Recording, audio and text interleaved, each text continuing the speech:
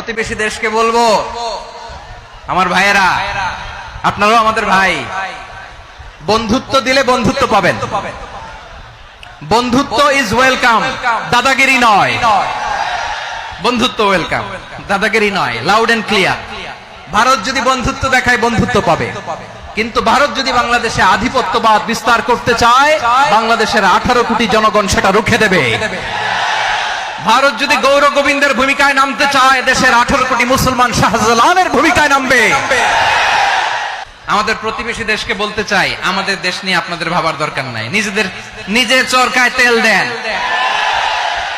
নিজের দেশ নিয়ে ভাবেন। প্রতিবেশী হলে বন্ধুত্বপূর্ণ আচরণ করতে হয়। প্রতিবেশী যদি বন্ধু না হয়ে প্রভু হতে চায়, এরকম দানব প্রতিবেশী কেউ চায় না। গত মাসের ভয়েস অফ আমেরিকার রিপোর্ট, বাংলাদেশে সংখ্যালঘু